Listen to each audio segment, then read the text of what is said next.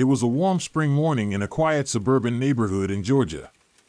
The streets were lined with perfectly trimmed lawns, white picket fences, and rows of identical houses. Everything looked peaceful, orderly, almost too perfect. But behind the pristine facades, a storm was quietly brewing, a storm that would challenge not just the law, but the very idea of fairness. The Jackson family had just moved into their new home 6 months ago. Malik and Tasha Jackson, both in their late 30s, were proud parents of 2 children, 10-year-old Amari and 7-year-old Lila. They had worked tirelessly for years, saving every penny to afford a home in a safe, welcoming community. To them, this neighborhood represented security, stability, and a fresh start. But the first crack in their dream appeared in the form of a letter slipped under their door one Saturday morning. The envelope was crisp and official-looking, marked with the initials HOA. Malik picked it up, and his heart sank as he unfolded the letter. Dear homeowners, it has come to our attention that your landscaping violates the community standards. A fine of $500 has been assessed. Please remit payment within 10 days to avoid further action. Sincerely, the Oakwood Homeowners Association. Malik's hands tightened around the paper. $500? That was nearly half a month's grocery money. And as far as he could tell, the lawn was immaculate. No weeds, no overgrown grass, nothing out of the ordinary. He looked at Tasha, who was already frowning. This has to be a mistake, she said. We did everything they asked. Maybe we should call them. Malik nodded, but deep down he already knew the HOA wasn't calling about a mistake. They were calling about them, the Jacksons. They dialed the HOA office, and after a tense hold, a woman with a clipped, cold voice answered. Oakwood Homeowners Association. How may I help you? Tasha explained the situation calmly. We received a fine for $500. We believe this is a mistake. Could you please clarify why this fine was issued? There was a pause, long enough for their stomachs to tighten. Then the woman said, almost smugly, our records indicate your landscaping is not compliant with our community standards. The fine stands. You have 10 days to pay, or legal action will follow. Malik's fists clenched. Our landscaping? We followed all the rules. Can someone come inspect? The woman sighed. The decision is final. Payment is required. And just like that, the Jacksons realized they were trapped. Over the next few days, Malik and Tasha tried everything. They documented their lawn, sent emails, asked neighbors for support, but the HOA refused to budge. Worse, subtle hostility began creeping into the neighborhood. Some neighbors avoided them, others gave disapproving stares. Every friendly wave they had received during the move-in month had vanished. Then came the first threatening letter from the HOA's lawyer. It was sharper, sterner, and now the fine had been increased to $700 with late fees if they didn't comply. Malik felt a deep ache in his chest. It's not about the money, he said to Tasha, his voice low. They're trying to scare us. They don't want us here. Tasha nodded, holding his hand tightly. We can't let them intimidate us. We know we're right. We have to fight this. The Jacksons contacted a local civil rights attorney who specialized in HOA disputes. After reviewing the documents, the attorney frowned. This is outrageous, he said. On the surface, it looks like a simple fine, but the context is clear. Your family is being targeted. HOA boards are allowed to regulate aesthetics, but racial discrimination is illegal, even in HOA enforcement. We have grounds to challenge this in court. Malik felt a flicker of hope. The thought of going to court was intimidating, but it was the only way to defend their home, their dignity, and their family. Weeks passed as the court date approached. The Jacksons spent sleepless nights gathering evidence, photographs of their immaculate lawn, emails exchanged with the HOA, letters from supportive neighbors who had witnessed the hostility. The tension in the house was palpable. Every day, Malik and Tasha walked through the neighborhood, watching for signs of intimidation, cars slowly driving by, HOA board members peering from windows. Then came the morning of the hearing. Malik wore his best suit, Tasha had her papers neatly organized, and the kids stayed with a trusted friend. They had no place in the courtroom chaos of adults' legal battles. The courtroom was stark and cold, the high ceilings echoing with every shuffle of papers. The HOA representatives sat smugly at one side, their attorneys whispering among themselves. Malik and Tasha took a deep breath and stepped forward as the judge entered. "Good morning," the judge said, his eyes scanning the room with quiet authority. "We are here regarding the Oakwood HOA versus the Jackson family. Let's hear the case." The HOA attorney started immediately. "Your Honor, the Jacksons have violated community standards. Despite repeated warnings, they have failed to comply. We request the fines be upheld." Tasha's attorney stood. "Your Honor, the Jackson family has complied with all stated guidelines. Their landscaping is fully in line with community standards. Furthermore, evidence indicates that fines were selectively applied to this family, raising serious concerns of discrimination." The courtroom murmured. The Jacksons exchanged a tense glance. Malik's heart thudded. He knew the next moments could define their future. The HOA attorney tried to counter, bringing out a list of supposed violations and several photos. But Malik's attorney was prepared.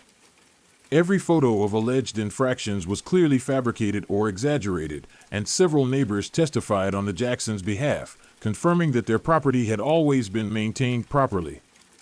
The tension in the courtroom was thick. The Jacksons could feel the weight of the room on their shoulders.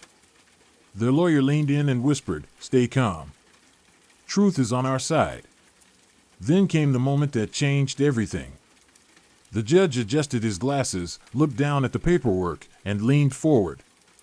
After reviewing all evidence, testimonies, and correspondence, the judge said slowly, his voice resonating in the silent courtroom, "It is clear that the fines issued against the Jackson family were unjust and improperly enforced. Furthermore, there is significant concern that these actions were discriminatory in nature." A hush fell over the room.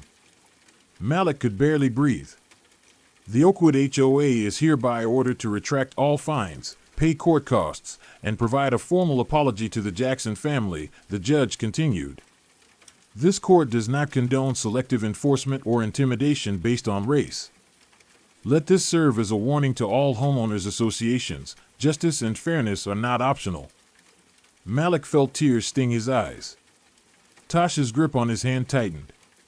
The fight, the sleepless nights, the anxiety, all of it had led to this moment. The judge's words were not just a victory for their family, but a statement to the community and beyond. They would not be intimidated, they would not be silenced, and they would not be pushed out. As they walked out of the courtroom, Malik looked back at the judge, the gavel now resting quietly on the desk. "We did it," he whispered. Tasha smiled through her own tears. "We did more than win a case. We stood up for what's right." But little did they know, the battle had only just begun. Even with the court's ruling, the whispers in the neighborhood didn't stop. Some neighbors continued to stare, some HOA members lingered with resentment. And far away, a new threat was quietly forming, a shadow that would test the Jacksons' resolve like never before. The courtroom victory felt like a triumph, but the Jacksons quickly realized that winning the case did not mean the war was over. As Malik and Tasha returned home that evening, the streets of their neighborhood seemed quieter than usual. The sun was setting, painting the houses in an eerie orange glow. Every familiar yard, every white picket fence, now seemed to carry a hidden tension. It was as if the neighborhood itself knew the Jacksons had dared to challenge authority. The first warning came in the form of anonymous notes slipped under their door. "You think a judge can protect you? You don't belong here." A friend. Amari, their 10-year-old, found one of the notes while playing in the yard. "Mom. Dad, someone's threatening us," he said, his voice trembling. Lila clutched her brother's hand, her eyes wide. Malik's stomach twisted. "It's okay, kids. We're safe. We're together." But the Jacksons knew better. Safety in numbers didn't guarantee safety from hate. The following morning, Malik noticed something strange. Cars parked outside their home, luxury vehicles they had never seen before. Their engines were off, yet the people inside were watching. Malik's pulse quickened. Were they neighbors? Or something worse? Tasha called the police, explaining the situation. An officer arrived, nodded, and promised to patrol the area more frequently. But Malik knew that official protection only went so far. This was no ordinary HOA dispute. This had become a targeted harassment campaign. Then, as if on cue, the HOA board sent another letter, but this time it was personal. We recommend you reconsider your position in Oakwood. Some residents feel you are disruptive. Compliance is not optional. Malik crumpled the paper in his hand. Tasha's jaw tightened. Disruptive, she muttered. We followed all the rules. We went to court and won. Yes, Malik said, his voice low and dangerous. And now they're trying to make us pay another way, psychologically. Days turned into weeks, and the subtle harassment escalated. Paint on their mailbox was scratched off, their garden gnomes were thrown into the street, and late at night, strangers lingered outside their home. Malik set up security cameras, but some nights, even those weren't enough to capture the shadows lurking near the windows. Then came the night of the broken glass. It was just past midnight when a loud crash woke the Jacksons. They rushed to the living room to find the front window shattered, shards of glass scattered across the carpet. A note had been thrown in along with a rock. This is just the beginning. Amari and Lila were terrified. Why do they hate us, Dad? Amari asked, his voice breaking. Malik took a deep breath, holding back anger and fear alike. Because some people fear what they don't understand. But we won't let fear control us. Not now. Not ever. The Jacksons knew they needed to fight smarter. They reached out to local news outlets, documenting every harassment incident. They shared videos from their security cameras, photos of vandalism, and the threatening letters. One evening, as they were preparing a statement for a news interview, Malik's phone buzzed. An unknown number. Hesitating, he answered. Malik Jackson, a distorted voice said. You should have paid the fines quietly. Now everyone will know what happens to those who defy the HOA. The line went dead. Malik felt his blood run cold. Tasha placed a hand on his shoulder. We're not backing down, she said firmly. We're done being afraid. The court's decision now seemed like both a shield and a provocation. Some HOA members were furious, resentful, and willing to escalate. The Jacksons realized that while the judge had spoken, justice outside the courtroom was another battlefield entirely. Then came the ultimate twist. During a neighborhood meeting called by the HOA, Malik and Tasha attended to voice their concerns. As they entered the room, the atmosphere was electric with tension. Board members whispered behind their hands. The room was full of familiar faces, yet they felt hostile, suspicious, even dangerous. One board member, a man Malik had never met, stood up abruptly. We all know the court ruled in your favor, he said, voice dripping with sarcasm. But laws don't change people's opinions. Maybe Oakwood just isn't the place for your family. Before Malik could respond, the lights flickered and went out. A collective gasp filled the room. When the lights returned, someone had placed a photo of their home with a red X across it on the wall, along with another threatening message. Leave. Or else. Malik's heart pounded. Tasha gripped his hand tightly, whispering, This is escalating faster than we imagined. What do we do now? Malik looked around at their community, at the people who were meant to represent fairness and order. We exposed them, he said, voice steady despite the fear. We show the world what's happening here. Not just the fines, not just the court, the harassment, the threats, the intimidation. Everyone needs to see it. Tasha nodded. We go public. Social media, news outlets, community boards. We won't let fear win. And so, the Jacksons began their campaign to shine a light on the darkness. They documented everything, every letter, every act of vandalism, every shadow that lingered near their home.